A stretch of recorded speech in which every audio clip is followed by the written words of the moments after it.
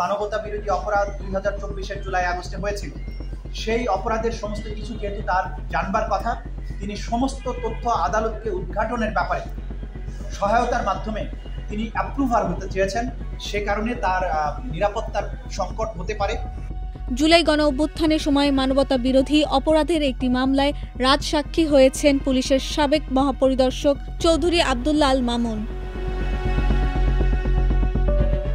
10 জুলাই এই মামলায় ক্ষমতাচ্যুত প্রধানমন্ত্রী শেখ হাসিনা সহ 3 আসামির বিরুদ্ধে আনুষ্ঠানিক অভিযোগ গঠন করেছে ট্রাইব্যুনাল 1।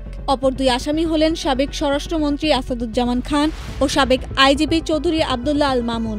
মামলায় আসামিদের বিরুদ্ধে মোট 5টি অভিযোগ আনা হয়েছে। আদালত তাকে জিজ্ঞাসা করেন যে তাকে যে অভিযুক্ত করা আছে সেই ব্যাপারে তার বক্তব্য কি।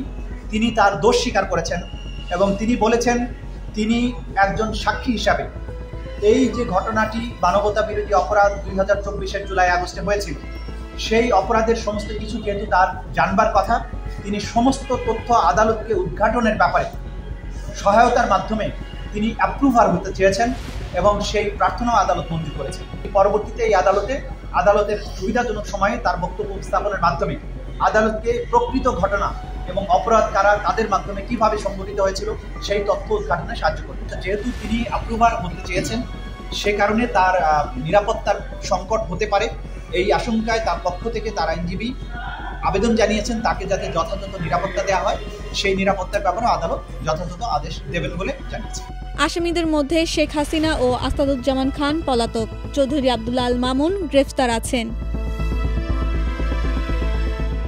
শুনানি শেষে চিফ প্রসিকিউটর মোহাম্মদ তাজুল ইসলাম বলেন, চৌধুরী আব্দুল্লাহ আল মামুন আজ ট্রাইব্যুনালে উপস্থিত ছিলেন। তাকে অভিযোগ পড়ে শোনানো হয়। ট্রাইব্যুনাল জানতে চান তাকে যে অভিযুক্ত করা হয়েছে সে ব্যাপারে তার বক্তব্য কি।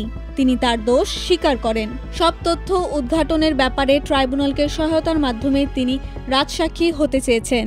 সেই প্রার্থনা ট্রাইব্যুনাল মঞ্জুর করেছেন।